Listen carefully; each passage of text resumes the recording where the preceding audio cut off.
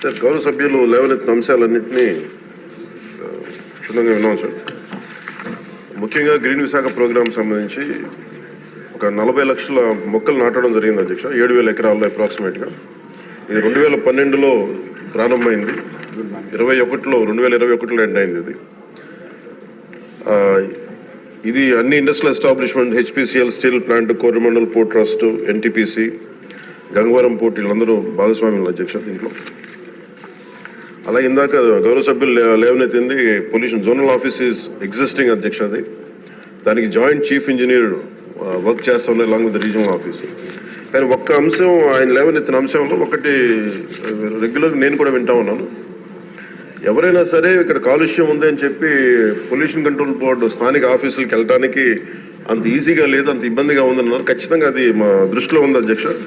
Definitely దాన్ని వాళ్ళు corrected. ఎవరైనా సరే పొల్యూషన్ ఉంది అనేది మాకు ఇబ్బందిగా ఉంది అని చెప్పి పొల్యూషన్ కంట్రోల్ బోర్డుకి ఏ ఆఫీస్కైనా వెళ్ళేలాగా ఆ చర్యలు తీసుకుంటాం అధ్యక్ష.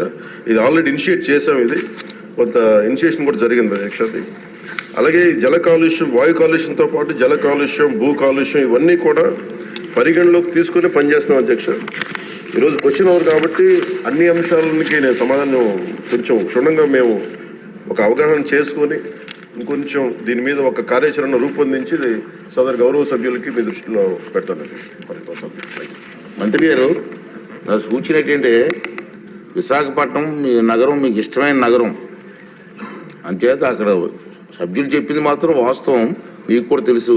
మీరు ప్రత్యేకంగా ఒకసారి వచ్చి ఇన్స్పెక్ట్ చేస్తే బాగుంటుందని నా ఉద్దేశం. కాకపోతే మనకి ఏముందంటే ఒకసారి అన్ని సంపూర్ణంగా అవగాహన చేసుకొని ఒకసారి, ఎందుకంటే భౌతిక ఒకసారి వెళ్ళి ఇవన్నీ అనుబంధంలో ఉన్న డీటెయిల్గా ఉన్నాయి సార్, ఎలక్షన్లో డీటెయిల్గా ఉన్నాయి. ఒకసారి చూడండి. అలా కాకుండా నేను సభాముఖంగా ఈరోజు మాటిస్తున్నా అధ్యక్ష, నేను ప్రత్యేకించి దీని భౌతిక పర్యవేక్షణతో పాటు అన్ని చేస్తాను ఖచ్చితంగా. ఎందుకంటే మన తీర ప్రాంతాలని, ముఖ్యంగా మన విశాఖ నగరాన్ని కాలుష్యం నుంచి కాపాడాలని నిరంతరం తపన పడే వ్యక్తులు నేను ఒకడిని. ఇది ఖచ్చితంగా ముందుకు తీసుకెళ్తాను అధ్యక్ష. ప్రజలకు క్షేమకరంగా ఉండేలాగా ఇది వాయు కాలుష్యం నుంచి, జల కాలుష్యం నుంచి ప్రజలు రక్షించేలాగా చర్యలు తీసుకుంటాం అధ్యక్ష. అది భౌతికంగా అది నేనే ప్రత్యేకించి సంబంధిత అధికారులతో ముందుకు తీసుకెళ్తాను అధ్యక్ష. Thank you.